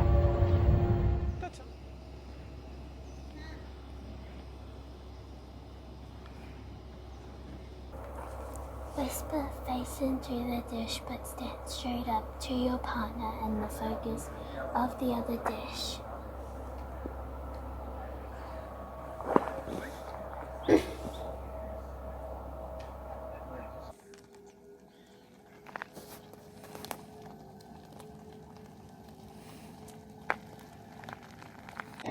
Hey, Mr. Tesla behind us, you better not be heading to the same charger we are. I literally just said that like 30 seconds ago. Yeah, but now it's on video. So it's important and it exists now. Oh, no, you don't! That trampoline is mine! After viewing the Parks Observatory, home of the, let's see, that semi-famous Australian movie, The Dish, also a lot of radio astronomy, and taking part in one fairly significant thing that, at least apparently it was significant, I would have heard of it, called the moon landing. Let's see, it came into the town of Parks to charge up for our last leg into our night stay in Wagga Wagga. And unfortunately, this produced kind of our first major delay we've had. Not because of any actual charger problems, just a fact there was a line, a significant line for the first time yet. So let's see, there was a Tesla here charging, probably had to wait about 10 minutes for him to finish up. And then an MG ZS, it took him about an hour to get his fully charged up. So now we're plugged in, and it'll probably be about half an hour, 45 minutes for us to have enough charge to make it to Wagga Wagga with a bit of a buffer. Kind of a bit of a nuisance, but the fact that we're nearly done with this massive road trip, almost, what, 4,500 Ks so far, and this is the first major delay we've experienced, says that, yeah, we're probably doing pretty good. All right, we're finally done charging here at Parks. Took about an hour. I think it was something like 40, a little more than 40 kilowatt hours put in. Now we're at 100% battery, ready for the long slog to Wagga Wagga. Been sitting in the back for a little bit, and let's see, I was beginning to get a little bit worried here because our Nintendo Switch, the battery was starting to get low, and I didn't have a charging cable that's a USB-C to USB-C charging cable for it. And then I remembered that one of the special things about the Kia EV6 is this little feature called the vehicle to load. And it's essentially, I don't know how well you can see it there, a 240 volt plug on both the interior. There's also one on the exterior via an adapter that allows you to plug in 240 volt appliances, so we can use the regular wall charger to keep the Switch all charged up, to keep the kids happy. And well, okay, to be honest, it was to keep me happy sitting in the back seat here. But yeah, this is one of the unique and clever features that comes with the EV6. All right, here we are, another day, a lot more charging to do. We're at another NRMA, which seems to be most of what's out here on this more rural route we're taking back to Adelaide. This time, no waiting or anything, although it was a little bit of a trick to find the place because the EV6's navigation system has 2 NRMA chargers listed here in Wagga Wagga. Walla Walla, Keokuk, Cucamonga, Seattle. One of them doesn't exist, but fortunately this other one was only about a block away, so I'm guessing it got put in wrong and then fixed, but the old one was never removed from the system. So yeah, I don't know if you'll be able to see my breath in this video, but it's an astoundingly cold morning out here in the central New South Wales. Let's see, officially only just above freezing. So yeah, that was entertaining to wake up to. One of the nice features a lot of EVs have is they have apps that you can use to preheat the vehicle. Unfortunately, the EV6 in Australia does not have that capability. Not because the car doesn't, but for whatever reason it's just not active in Australia yet. But there is a little trick you can use. So taking out your key fob, if you press the lock button and then press and hold the start button on the front here for a few seconds, like you would if you were going to be using the call function to move the vehicle forwards and backwards from outside, or the auto parking functions, it'll turn the ignition on, including your HVAC system, to whatever the prior settings were. So of course, since it was cold last night, we had the heater on and everything, so I used that little trick to warm up the car just a little bit before we got into it at the hotel and drove over here. Another interesting thing I discovered last night, being quite cool, it was foggy, and the car doesn't have fog lights on the front, just the regular headlights and everything else. But there is a fog light switch on the light stock, and at first I thought this was just a basically just Kia cheaping out using the light switch from another vehicle, which they probably did anyway, and the fog light switch was just a leftover from that that's not in use. So, but I decided to fiddle with it, see if it actually does anything when I was driving through the fog. And I didn't notice anything, but then I thought maybe there's a rear fog light on here. And this would come to another thing that I originally thought was just Kia cheaping out, and that is the reverse lights. Down here on the reverse lights, you can see we've got this kind of pixelated 5-element reverse light here, but only the top 3 light up when you're in reverse. Once again, I thought that the bottom 2 were just for looks and style and didn't actually light up.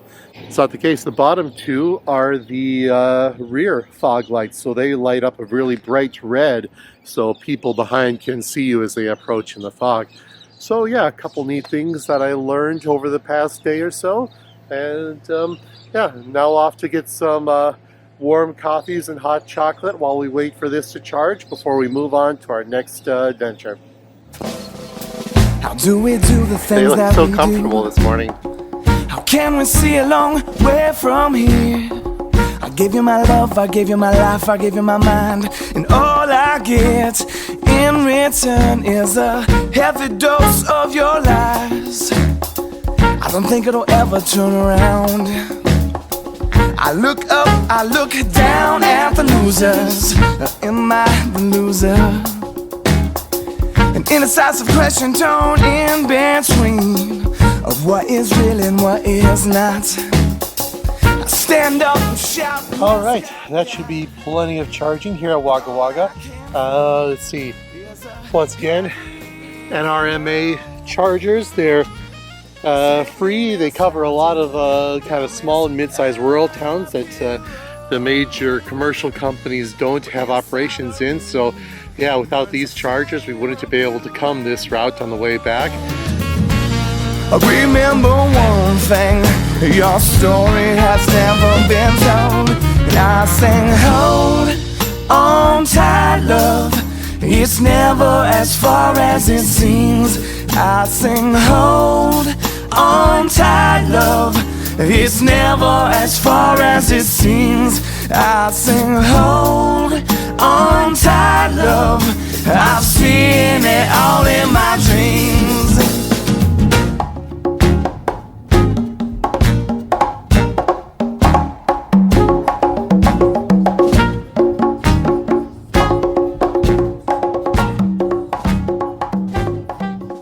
Back into the main highways again, back at Barnawartha. This proper 350 kilowatt charger should go pretty quick, a lot quicker than the 50 kilowatt ones we've been dealing with for the past couple of days. But unfortunately a little less scenic out here on the Hume Highway.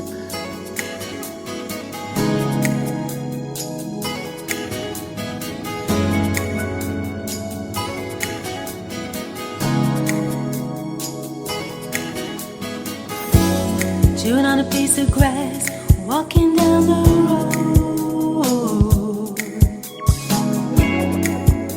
Tell me how long you're gonna stay, Joe.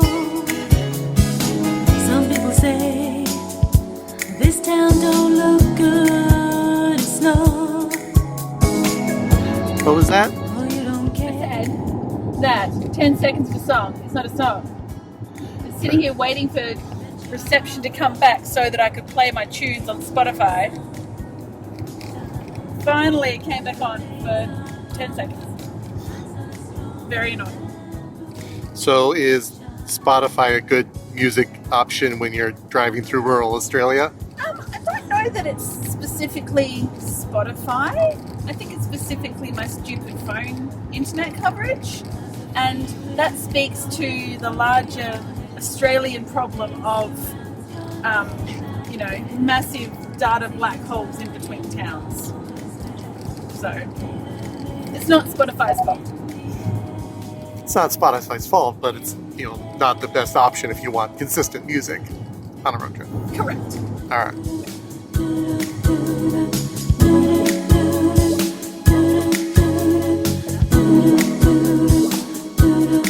Before, when I was complaining about the Spotify and the internet and everything, after you finished recording, I said, isn't it funny that, the first thing when you saw your wife was like frustrated about something, your first thought was, ooh, content. and decided to record it. And now here we are in a very meta situation, recording all of this. Drama. Drama. Thanks a lot, son, just the same.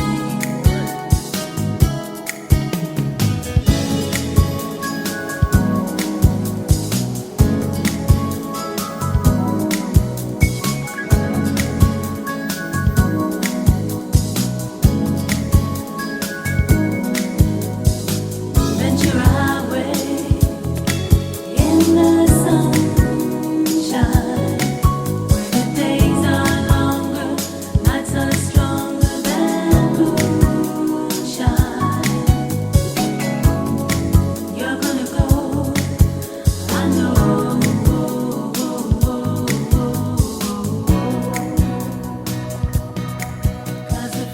All right, another morning, last morning of the trip. Last day, we're in Horsham, second to last charging stop probably. And It's bloody cold. yeah, did It's have 0 degrees right now. literally zero. Feels like -4. So a pleasant morning for a walk to the local coffee shop. But yeah, we plugged in and charging. We did have one charger that errored out on us. Didn't seem to be working for some reason. Not sure if it's just a fluke or a bigger issue, but the other charger here is Back to the camera. Oh, never mind. the other charger here is up and working. Being a cold morning and the fact that we came from pretty much straight from our hotel here, battery didn't really have much of a chance to warm up. So we're running pretty slow, only about 75 kilowatts.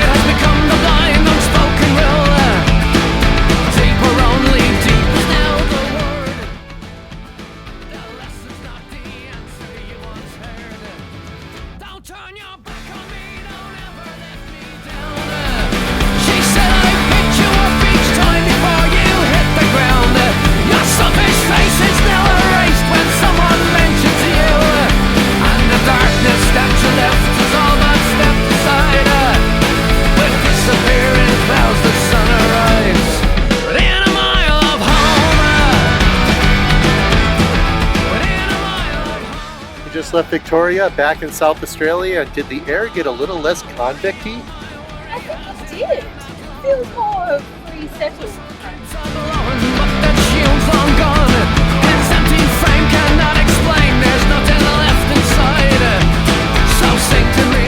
Got any fruits or vegetables? Hey, Mr. Wembley, it happened again. She said I picked you up each time before you hit the ground. Your selfish face is now erased when someone mentions you. All right, here we are in Keith, South Australia. Hopefully the last charging stop of the trip. Got a charge box, 350 kilowatts, should go pretty quickly. And let's see, everything works out here, then I think we can call this whole long road trip EV experiment a pretty solid success. How should I put it? A very light inconvenience in some cases, but entirely doable. All it takes is a little bit of planning and some patience. All right, so we're on the last leg of the trip here. Spent some 5,000 Ks sitting in these seats here.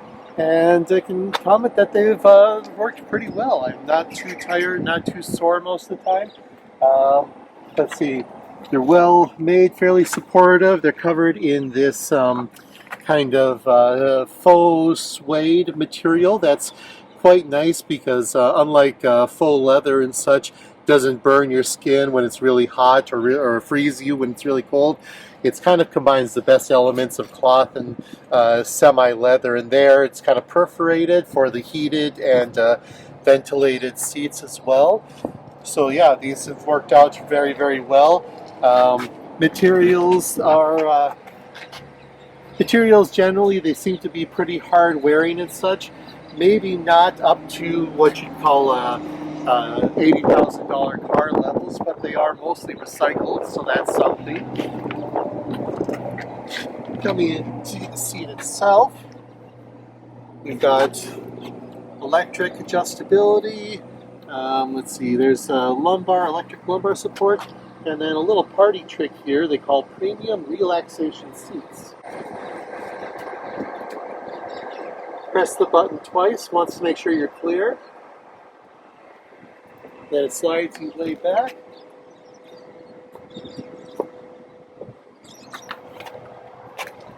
And up. Gives you a nice pleasant place to lie back, have a bit of a break, relax while you're waiting for the car to charge or just waiting for anything in general. And in fact, while we're waiting, even go into the media menu here.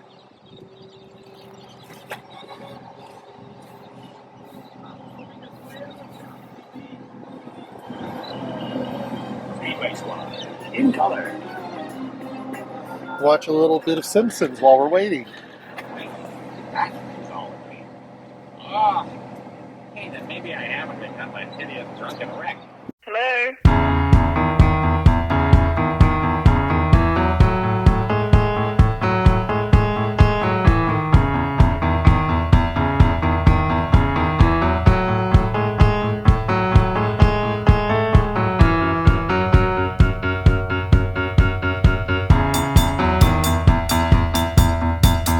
Adelaide on a plane far from the United States of LA, dropping in from outer space. Takes a day, now I see the bogans at the motor race. Here you know the world can turn or crash and burn, and you would never know it. Going where the air is clear, there's better beer in Adelaide.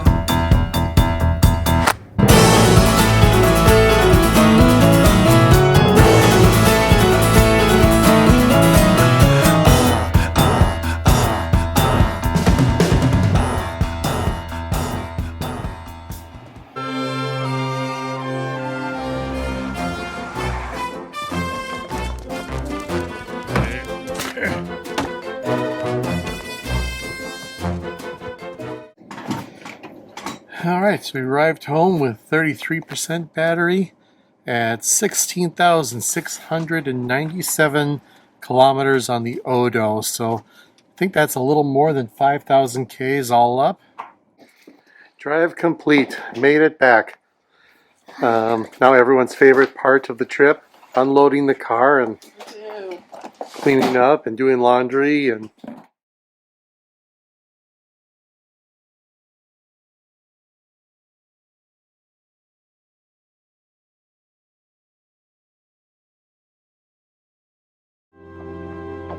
Uh-oh, sorry. Let me just get my girlfriend and I'll go. Hey, Crystal, wake up!